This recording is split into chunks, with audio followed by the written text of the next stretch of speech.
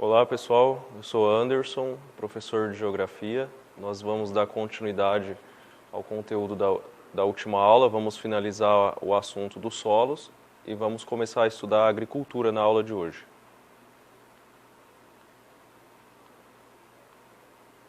Falamos sobre a erosão, né? Vamos dar continuidade então às definições aí de mais outros dois processos. A lixiviação é um fenômeno típico de zona intertropical, lembrando que a zona intertropical é aquela zona entre o trópico de Câncer e o trópico de Capricórnio. Ela é provocada por intensas chuvas, retirada das riquezas minerais e de nutrientes do solo. E ela é capaz de tornar o solo infértil. O outro processo é denominado laterização. Vamos verificar a sua definição. É a concentração de alguns minerais no solo após a lixiviação ou o intemperismo químico. Forma-se uma camada denominada laterita. A gente pode verificar aqui a imagem que ilustra esse fenômeno. E é uma formação superficial e dura, com concentração de ferro e alumínio, e é rígida e impermeável, então dificulta, né, a absorção da água. Conteúdo novo, vocês podem acompanhar aqui na página 224. Vamos começar o assunto da agricultura. Os primeiros grupos humanos, eles se utilizavam da coleta vegetal e da caça como fonte de alimentação. Com o passar dos anos, os seres humanos adquiriram hábitos sedentários, né? Eles passaram a se fixar em apenas um determinado lugar, e a partir da adoção desses hábitos começou a surgir a agricultura. Eles passaram a cultivar aí os vegetais. No mundo atual nós temos aí a coexistência de técnicas modernas e técnicas mais tradicionais. Nós temos aqui a ilustração do uso de um maquinário na colheita.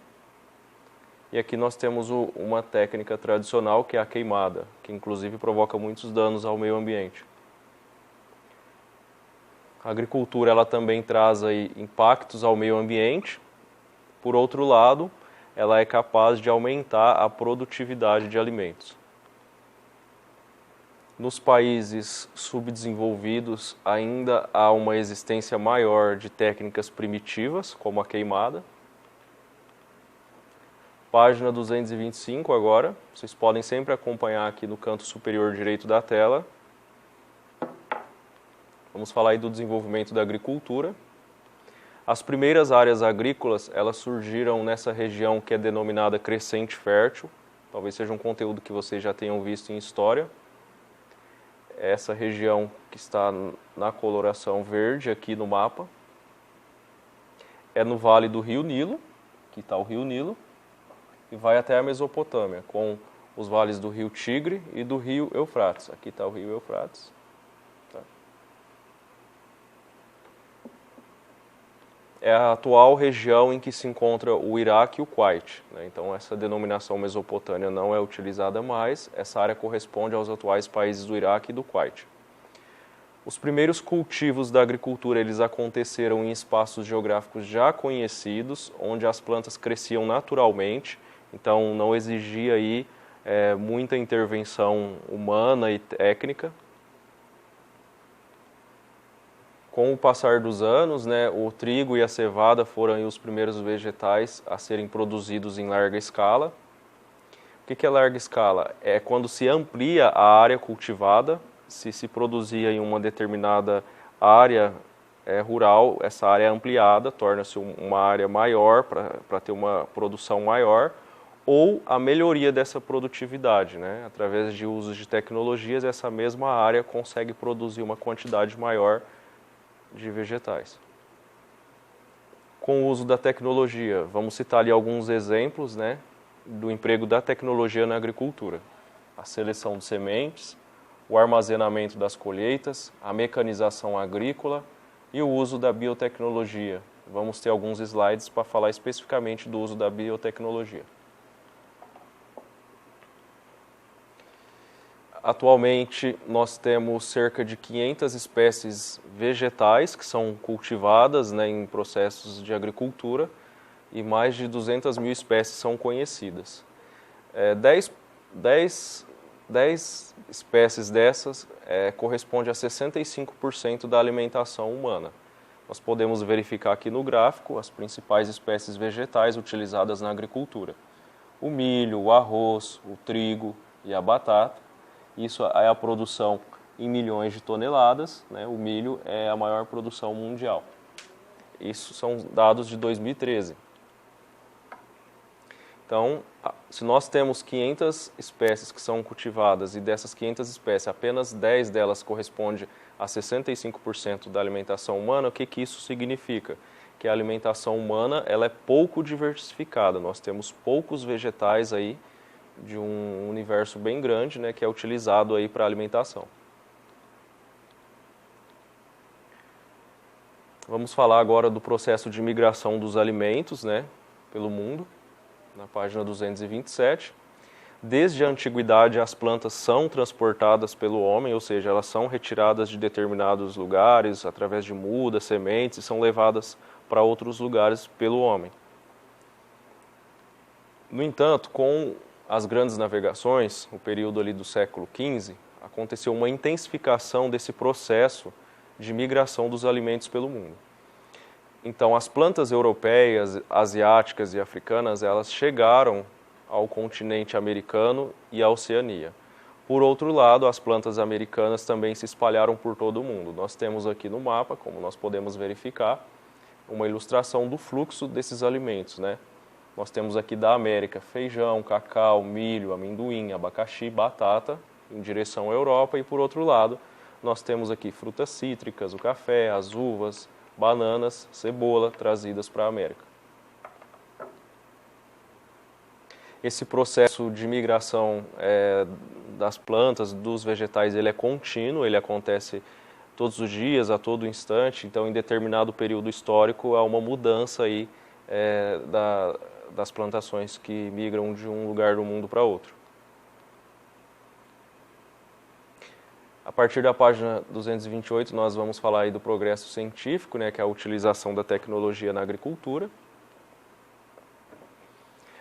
Por exemplo, o processo denominado de irrigação, né, é um fenômeno que a gente pode até verificar, às vezes aqui na nossa região, passando às vezes por alguma rodovia, a gente observa na paisagem, né.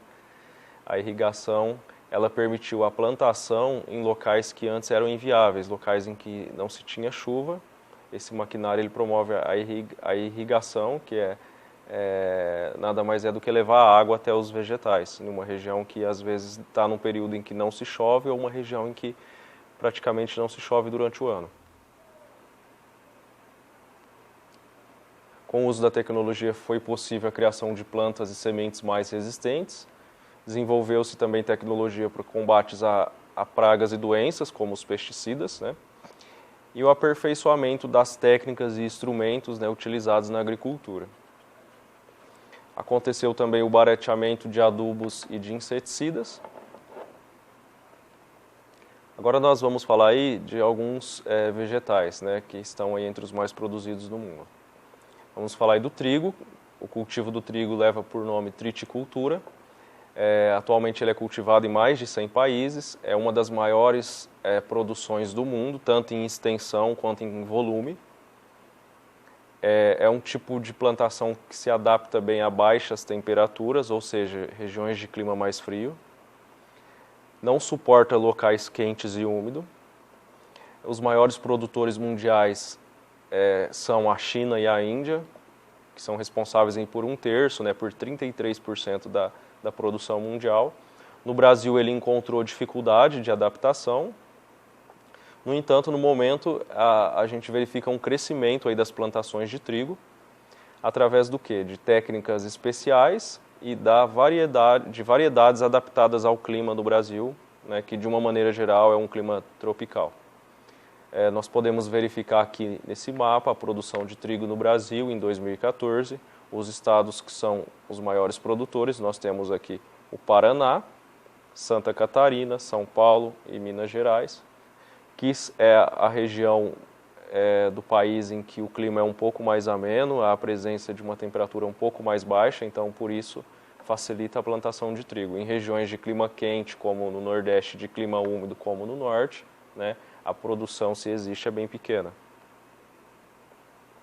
Em 2014, foram produzidas 6 milhões de toneladas de trigo no país.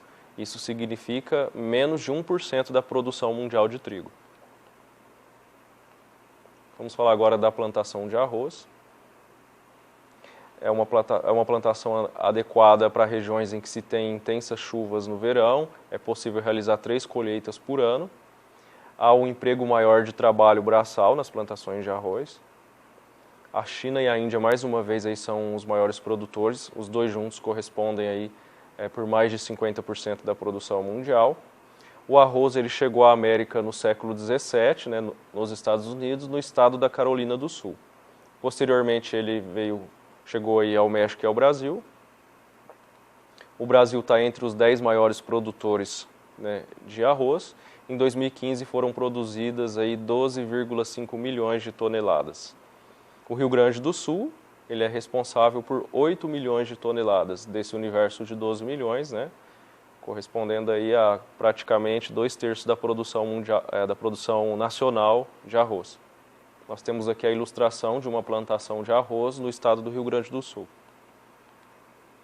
Página 229, vamos falar da batata. É uma planta da região dos Andes, né? A região ali do Peru, da Bolívia. Ela aclimatou-se muito bem na Europa, ou seja, ela se adaptou ao clima europeu. Em 2014 foram produzidas mais de 386 milhões de toneladas de batata. A China é a maior produtora, com 94 milhões de toneladas, seguida da Índia com 48 milhões de toneladas e a Rússia com 32 milhões de toneladas. É uma matéria-prima que é utilizada também, né, na produção aí de bebidas alcoólicas. No Brasil, no ano de 2014, houve a produção aí de 3,7 milhões de toneladas, o que corresponde a aproximadamente 1% da produção mundial de batatas. O estado de Minas Gerais, ele é o maior produtor. Corresponde aí 1/3 aproximadamente da produção nacional de batata. Vamos falar do milho. A origem do milho é da América Central, como a gente pode verificar aqui no mapa, né? Em 2013, a produção foi mais de 1 bilhão de toneladas. É uma vegetação que é adaptada às áreas quentes e chuvosas. A colheita ela acontece na estação seca. No continente americano, lembrando que o continente americano corresponde a toda essa área, que vocês podem verificar aqui do mapa mundi, é tanto a América do Norte, quanto a América Central, quanto a América do Sul. Nos outros continentes, o milho ele é utilizado para a alimentação do gado, né, de rebanho. No século XVI, o milho foi levado à Espanha, então ele foi levado pelo homem daqui da América até a Espanha. Em 1580 já foi possível verificar a presença de milho na China. Os Estados Unidos atualmente é o maior produtor, com 353 milhões de toneladas. Dado de 2013, o Brasil é o terceiro maior produtor mundial.